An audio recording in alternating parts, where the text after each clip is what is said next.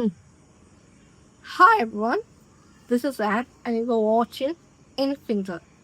And today we are going to talk about how AI has been used by political parties for their campaigning for the CS election. And which is something new for the political ecosystem of the state when last election, even till 2024, posters were designed by graphic designers. Now it has been some of the candidates included prominent leaders from major political fronts are using AI for their campaign. One of the best examples would be P. Rajiv's Oppam program, where he has implemented AI for his campaign. വിദ്യാലയങ്ങൾക്കൊപ്പം മണ്ഡലത്തിലെ സർക്കാർ aided സ്കൂളുകൾക്ക് വേണ്ടി ഇത്തവണ 30 കോടി രൂപ ചെലവഴിച്ചു. അടിസ്ഥാന സൗകര്യങ്ങൾക്കും അപ്പുറത്ത് ആധുനികവും അന്താരാഷ്ട്ര നിലവാരത്തിലുള്ളതുമായ പഠനോപാധികൾ ലഭ്യമാക്കുക എന്നതാണ് അടുത്ത ലക്ഷ്യം. വെർച്വൽ റിയാലിറ്റി ഉപയോഗിച്ചുള്ള പഠന സാമഗ്രികൾ നിലവിൽ നമ്മൾ സ്കൂളുകളിൽ വിതരണം ചെയ്തു തുടങ്ങി. അത് വ്യാപിപ്പിക്കും. റോബോട്ടിക് ലാബുകളും ഡ്രോൺ മേക്കിംഗ് പരിശീലനവും സ്കൂളിൽ തന്നെ നടപ്പാക്കുകയാണ് ഇനി ലക്ഷ്യം.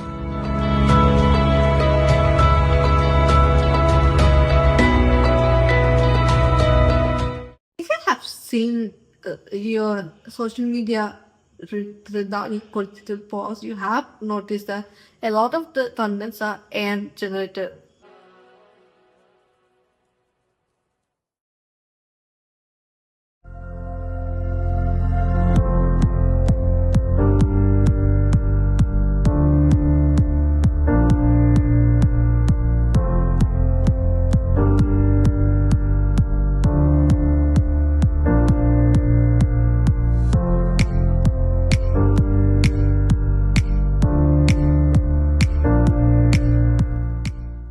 മറ്റാരുണ്ട് LDF അല്ലാതെ?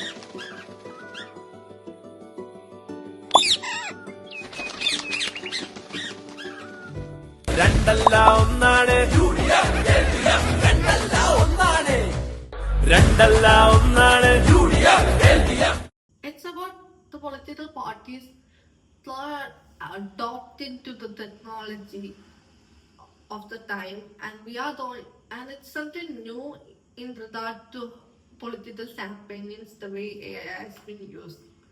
That's it.